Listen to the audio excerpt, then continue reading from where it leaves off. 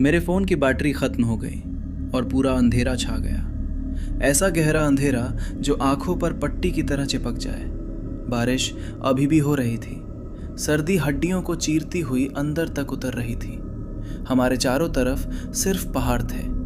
पुरानी टूटी चूकी पत्थर की दीवारें थीं और वो खामोशी थी जो चीख चीख कर आपको बताती है कि आप अकेले नहीं हैं। और तभी ऊपर से पहाड़ की तरफ से एक और पत्थर आया, हवा को चीरता हुआ, बारिश की बूंदों को तोड़ता हुआ और मस्जिद के दरख्त से जा लगा। हम तीनों ने एक दूसरे की तरफ देखा। किसी ने कुछ नहीं कहा क्योंकि हम सब अंदर ही अंदर जान चुके थे हमारे अलावा वहां कोई नहीं था। लेकिन ये सब शुरू कहां से हुआ? चलते हैं 2020 की उस रात की तरफ जो हम तीनों आज तक नहीं भूले। ये वाक़या है ऑपरेशन दर्ब-ए-अज़्ब के बाद का, जब शिमाली वज़ीरिस्तान आहिस्ता आहिस्ता सामान्य हो रहा था और हम अपने गांव वापस गए थे। वो इलाका जो बरसों से बंद पड़ा था अब दोबारा जिंदा हो रहा था, लेकिन उसकी खामोशी में अभी भी अनगिनत राज दबे हुए थे। मेरा नाम हमज़ा है और ये कहानी मेरी, मेरे कज़िन उमर और हमारे दोस्त फैसल की है। वज़ीरिस्तान में सर्दियों की बारिश का अपना ही मिजाज है। एक बार शुरू हो जाए तो दिनों रुकने का नाम नहीं लेती। उस बार भी लगातार 2 दिन से बारिश बरस रही थी। आसमान इतना भारी था जैसे पूरा का पूरा पहाड़ उलटकर हमारे सिर पर रख दिया गया हो। बाहर कीचड़ का साम्राज्य था और सर्दी ऐसी कि जिस्म से निकलने का नाम ही ना ले। हम तीनों अपने हुजरे में बंद थे। वो बड़ा सा पारंपरिक पठान मेहमान खाना जिसके चारों तरफ पुराने और घने दरख्त अंधेरे में खामोश पहरेदारों की तरह खड़े रहते थे। वज़ीरिस्तान में सिम का इंटरनेट नहीं चलता था, लेकिन हुजरे में वाईफाई लगा हुआ था, और वाईफाई था तो पबजी तो होनी ही थी। असर की नमाज के बाद से हम लगातार गेम में डूबे हुए थे। बाहर बारिश अपनी पूरी ताकत से बरस रही थी। अंदर मोबाइल स्क्रीनों की रोशनी चेहरों पर कांप रही थी और वक्त रेत की तरह हाथों से फिसलता जा रहा था। दिन के उजाले में वो हुजरा बेहद खूबसूरत लगता था, लेकिन रात होते ही वही दरख्त अपनी शक्ल बदल लेते थे। अंधेरे में उनके साए कुछ और ही दिखाई देते, कभी लंबी उंगलियों की तरह, कभी झुकी हुई शक्लों की तरह। और आज तो बारिश की वजह से उनके गीले पत्ते चांद की गैर मौजूदगी में भी अजीब तरीके से चमक रहे थे। मगरिब का वक्त करीब आया तो मैंने सोचा चलो वज़ू कर लेता हूँ। वॉशरूम हुजरे से कुछ दूरी पर था। दरख्तों के बीच से होकर जाने वाली एक पतली कीचड़ भरी पगडंडी के उस पार। मैं उठा और बाहर निकला। बारिश अब हल्की तो हुई थी, लेकिन पूरी तरह थमी नहीं थी। ठंडी हवा बीच बीच में झोंके मार रही थी और दरख्तों के पत्तों से पानी की बूंदें टपक टपक कर गिर रही थी। मैं वॉशरूम की तरफ बढ़ा ही था कि तभी एक एहसास हुआ। ये वो एहसास है जिसे शब्दों में बयान करना मुमकिन नहीं। जैसे पूरी पीठ पर किसी की ठंडी जमी हुई नज़र चिपका दी गई हो। जैसे बारिश और हवा के शोर के पीछे एक बिल्कुल अलग सांस चल रही हो, आहिस्ता, भारी, मगर लगातार। मैंने अपने कदम रोक दिए और आहिस्ता से, बहुत आहिस्ता से दरख्तों की तरफ नज़र उठाई। उस हल्के अंधेरे में दरख्तों के तनों के बीच सफ़ेद कपड़ों में कुछ खड़ा था, बिल्कुल साकित, बिल्कुल जड़। हवा चल रही थी, दरख्तों की डालियां हिल रही थी, पत्तों से पानी झड़ रहा था, लेकिन वो सफ़ेद आकृति नहीं हिली, जैसे उसे हवा छूती ही ना हो। मेरी सांस जहाँ की तहाँ रुक गई। दिल अपनी जगह से बाहर आने को बेताब था। मुझे अपनी धड़कनें साफ सुनाई दे रही थीं। मैंने फौरन नज़र हटा ली और अपने आप से कहने लगा, वहम है, बस वहम।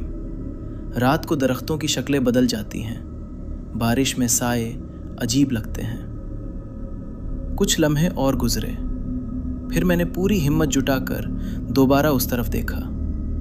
वहाँ कुछ नहीं था, बस दरख्त थे, हवा थी, बारिश थी। मैंने एक गहरी लरजती हुई सांस ली और वॉशरूम की तरफ बढ़ गया। लेकिन वुज़ू करते वक्त पानी भले ही ठंडा था, मेरे हाथ उससे कहीं ज़्यादा ठंडे और सुन्न पड़ चुके थे। वापस हुजरे में आकर मैंने कुछ नहीं कहा। उमर और फैसल अभी भी गेम में मसरूफ़ थे। मुझे लगा बताऊंगा तो मजाक उड़ाएंगे, वहम कहकर टाल देंगे। लेकिन उस रात मेरा ध्यान गेम पर बिल्कुल नहीं लगा। वो सफ़ेद साया बार बार मेरी आंखों के सामने तैरता रहा। फिर ईशा का वक्त हो गया। उमर ने मोबाइल रखते हुए कहा, यार नमाज रह गई, मस्जिद चलते हैं, जमात से पढ़ लेते हैं। बारिश थोड़ी और कम हो चुकी थी, सिर्फ रिमझिम बाकी थी। हम तीनों हुजरे से निकल पड़े। हमारे गांव की मस्जिद कोई सन 2000 से भी पहले बनी हुई थी। पत्थरों से बनी एक सादा इमारत, जिसके बाहर पुरानी पत्थर की चारदीवारी थी और ऊपर खुला आसमान। मस्जिद के आसपास कभी घर हुआ करते थे, लेकिन ऑपरेशन के बाद वहां सिर्फ टूटी फूटी दीवारें ही बची थीं, अंदर से बिल्कुल खाली। रात के अंधेरे में वो खंडहर कोई उजरी हुई बस्ती नहीं, बल्कि किसी सोई हुई बला के पसली पिंजरे लगते थे। मस्जिद के बिल्कुल पीछे पहाड़ था, बहुत करीब। कोई आबादी नहीं, बस एक खुला मैदान और सदियों की खामोशी। ऐसी खामोशी जो आपके दिल में उतरकर आपको बताती है कि आप बहुत छोटे हो और आपका डर बहुत बड़ा है। हम मस्जिद में दाखिल हुए और नमाज शुरू की। पहली रकत सामान्य, दूसरी रकत सामान्य, तीसरी रकत शुरू ही हुई थी कि वही एहसास वापस आ गया। कोई है बिल्कुल बाहर। और तभी पहली आवाज आई, धम, जैसे किसी ने पूरी ताकत से मस्जिद की बाहरी दीवार पर पत्थर दे मारा हो। हम तीनों ने नमाज की हालत में ही एक दूसरे की तरफ देखा, लेकिन नमाज जारी रखी। फिर दूसरी आवाज, और तेज और करीब। तभी उमर ने सर हिलाते हुए आहिस्ता से कहा, भाई जरा बाहर जाता हूं, कज़ाए हाजत है। वो नमाज तोड़कर बाहर चला गया। थोड़ी देर बाद फैसल भी उठा और कमरे से बाहर निकल गया। अब मैं अकेला रह गया था। आखिरी 3 रकतें बाकी थीं। मैंने नमाज जारी रखी। बाहर से आवाज़ें आती रहीं, हवा की, बारिश की और कुछ ऐसा जो इन दोनों से बिल्कुल अलग था। कभी कोई चीज़ ज़मीन पर घिसटने जैसी, कभी कोई धीमा खटका। मैं आखिरी रकत के सजदे में था कि फैसल तेजी से अंदर आया। उसकी सांसें पूरी तरह टूटी हुई थीं, चेहरा सफ़ेद पड़ चुका था। उसने हांफते हुए कहा, हमजा, कोई मुझ पर पत्थर मार रहा है, मेरी तरफ आते हुए लगातार। मैं सजदे में था, दिल धड़क रहा था, लेकिन मैंने नमाज पूरी की। अल्लाहु अकबर, सलाम फेरा और उठ खड़ा हुआ। हम दोनों मस्जिद से बाहर निकले और बाहर पाँव रखते ही महसूस हुआ कि हवा पूरी तरह बदल चुकी थी। पहले जो सर्द रात की मामूली हवा थी, अब कुछ और थी, भारी, गाढ़ी, दबाने वाली। ऐसी हवा जो आपको बगैर कुछ देखे सुने बता दे, यहाँ रुकना मौत को दावत देने के बराबर है। मेरे जिस्म का रुआं रुआं खड़ा हो गया। मैंने उमर को आवाज़ दी, उमर। खामोशी। उमर। फिर वही सूनापन, सिवाय बारिश की बूंदों और पत्तों की सरसराहट के। मैंने जल्दी से अपना फ़ोन निकाला। बैटरी सिर्फ 18% बाकी थी। टॉर्च ऑन की और उस तरफ रोशनी फेंकी जहां उमर गया था। अंधेरा, बारिश, कीचड़ और दूर खड़ी पुरानी पत्थर की दीवारें, बिल्कुल खामोश, बिल्कुल स्याह। कोई भी नजर नहीं आया। फैसल ने डर के मारे मेरा बाजू पकड़ लिया। हम लगातार आवाज़ें देते रहे और तभी उमर ठीक सामने से उन्हीं टूटी दीवारों के पीछे से निकल कर आ गया। मैंने झट से कहा, यार तुम पत्थर क्यों फेंक रहे थे? हम कितना डर गए थे। उसकी आंखों में एक अजीब खोखला डर तैर रहा था।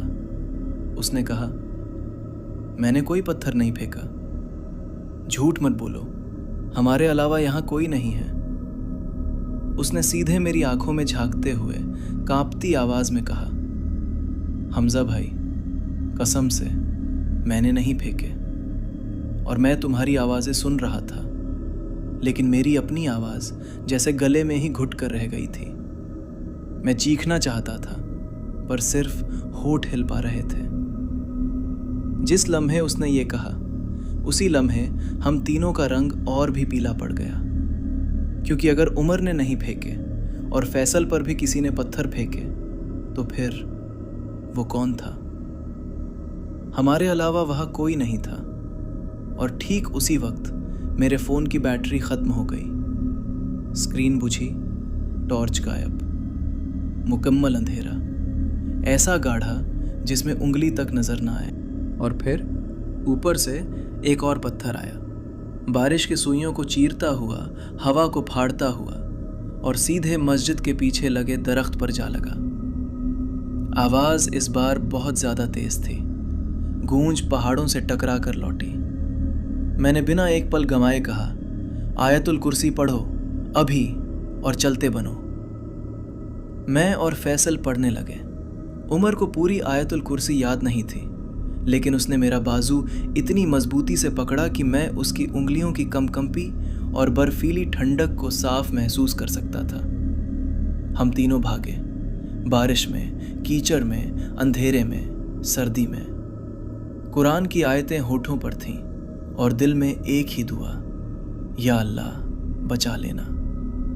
भागते भागते एक पल के लिए मेरी नज़र उठी और दूर उन्हीं पत्थर की टूटी दीवारों के बीच मुझे फिर से वही सफ़ेद धुंधला सा साया दिखाई दिया, बिल्कुल वैसा ही जैसा मैंने शाम को दरख्तों के पास देखा था।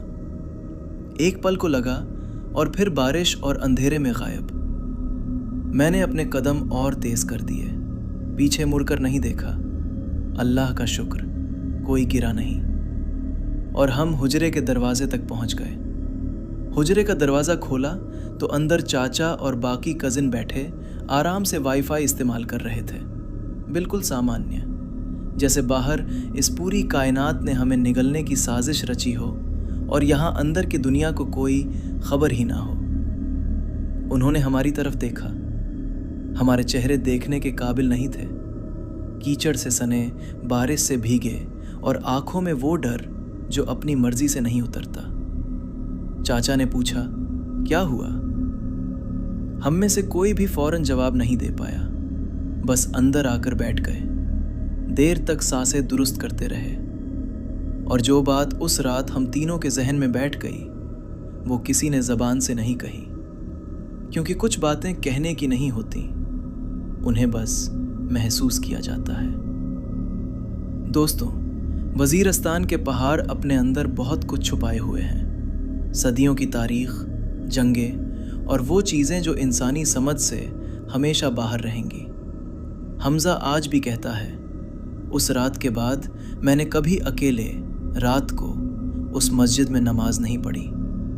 और वो सफ़ेद साया जो दरख्तों के बीच और फिर उन टूटी दीवारों के पास खड़ा था, वो क्या था आज तक नहीं जानता। अल्लाह हम सबको हर बुरी मखलूक से महफूज रखे, आमीन। मैं हूं आपका अहमद और ये थी अहमद मिडनाइट टेल्स। लाइक करें, सब्सक्राइब करें और घंटी ज़रूर दबाएं। अगली रात एक और दास्तां।